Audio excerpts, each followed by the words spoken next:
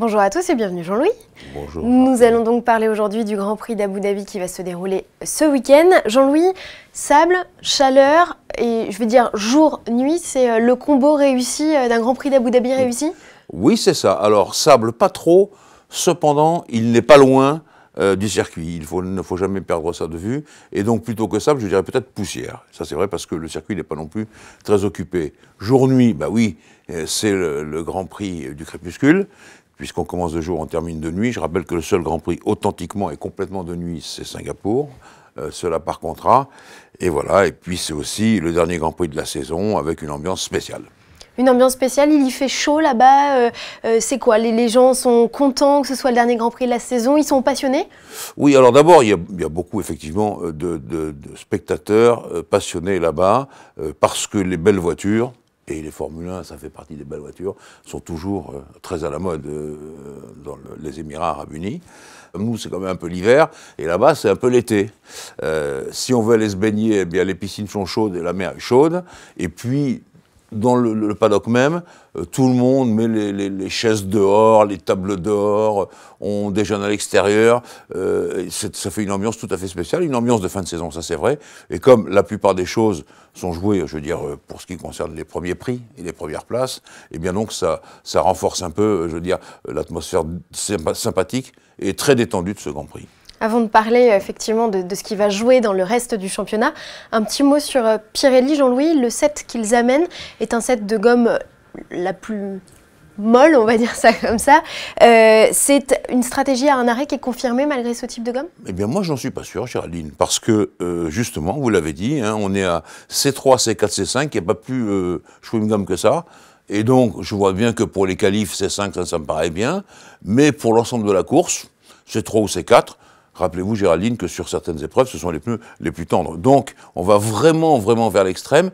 Et je ne sais pas si ça va tenir le coup avec un arrêt. Mais c'est vrai que pour un circuit ultra plat, très bien revêtu, 21 virages, qui est beaucoup, ça peut tenir le coup. Mais enfin, je n'en suis pas sûr, je le répète. Avec les voitures peut-être qui vont se délaisser aussi en carburant et cette fraîcheur qui va tomber, ça peut être plus compliqué. À un moment donné, la fraîcheur tombe, mais pas, c'est pas glacé. Hein. Je vous le dis tout de suite. Bien sûr qu'on perd 2 ou 3 degrés, c'est la règle. Je pense que 2 arrêts, bien sûr que c'est problématique, mais un arrêt, je ne suis pas sûr que ça tienne. Surtout avec les médiums, c'est-à-dire la gomme C4, qui est vraiment quand même extra tendre. Hein. Peut-être une safety car relancera les choses comme au Brésil. Ça peut arriver parce que quand même c'est un circuit où le rail est vraiment près de la ligne blanche et que effectivement ça peut tout au moins tutoyer le rail assez rapidement.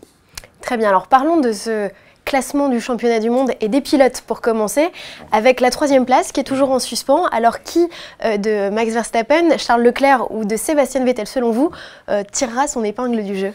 Alors cette 3e place, vous l'avez dit, Verstappen, Leclerc, Vettel, j'ai envie de mettre une petite pièce sur Verstappen, malgré tout, parce que la Red Bull a toujours été très bien là-bas.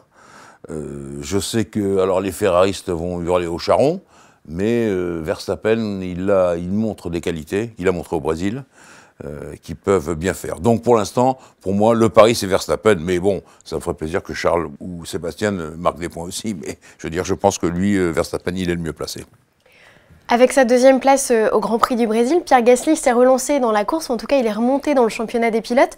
Jean-Louis, est-ce que vous voyez Pierre Gasly atteindre cette 6e position, en tout cas la confirmer, ou bien est-ce que vous voyez un autre pilote? Alors pour l'instant il l'a, hein, je vois Gasly 95, Sainz 95, Albon 84. Là, on a là les 3 bonhommes pour la place dont vous parlez, Géraldine. Je crois quand même que Gasly voudrait essayer, Sainz aussi naturellement, et Albon, je n'en doute pas, d'être le meilleur des autres. C'est-à-dire, Albon, lui, il a quand même Verstappen qui est devant lui avec Red Bull Honda, mais Gasly ou Sainz avec la Toro Honda ou la McLaren Renault, je vois bien que devant, il y a les Red Bull, les Ferrari et les Mercedes. Donc je comprends bien que c'est une place très difficile. C'est d'ailleurs pour moi le centre d'intérêt de ce Grand Prix d'Abu Dhabi. Du côté des constructeurs, Jean-Louis, la 4e place est désormais confirmée pour McLaren Renault. Est-ce qu'à votre avis, Jean-Louis, ça laisse de belles perspectives pour l'année prochaine, puisque c'est finalement leur meilleur résultat des 5 dernières saisons?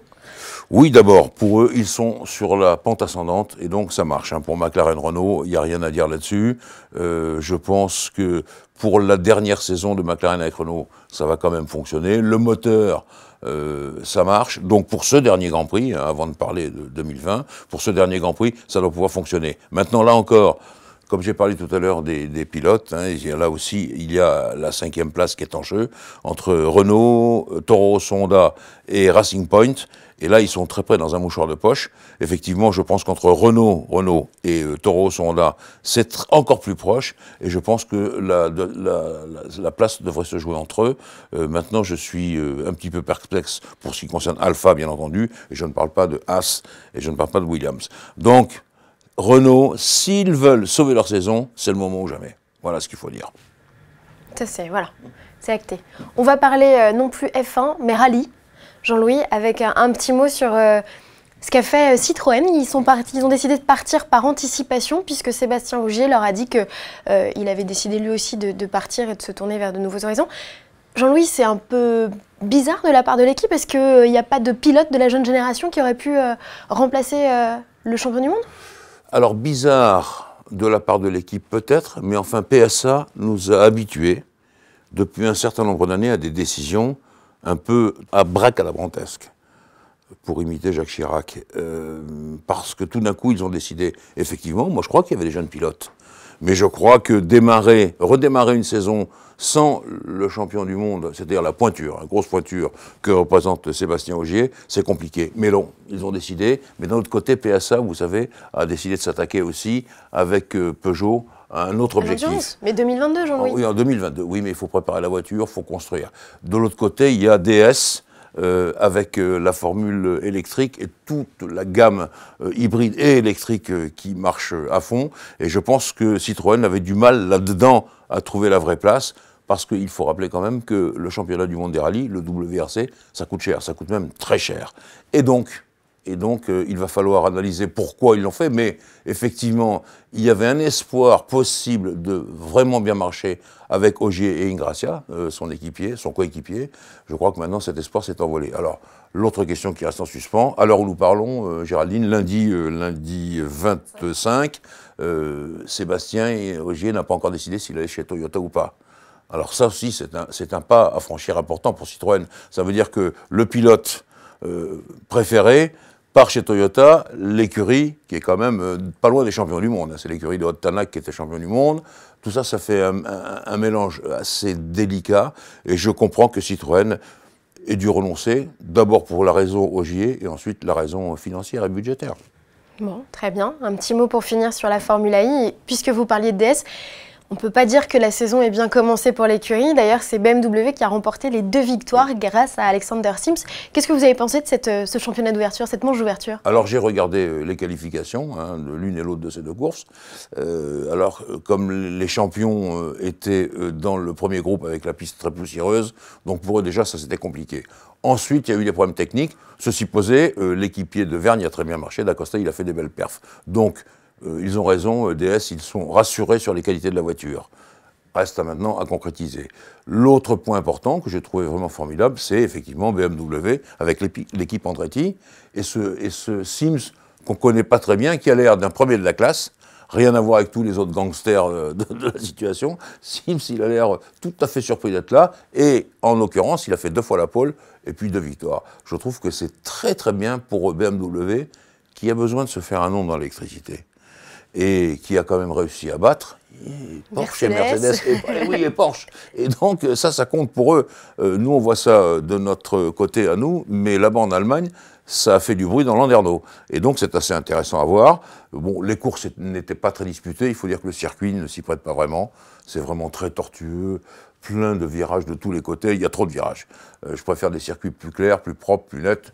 C'est pas parce que c'est Paris, mais Paris, par exemple, est un bon exemple. Je crois que le circuit ne s'y prêtait pas, mais enfin bon, Sims et BMW, eh bien, ils ont marqué leur empreinte, et les 2 premières courses, c'est pour eux. Bravo.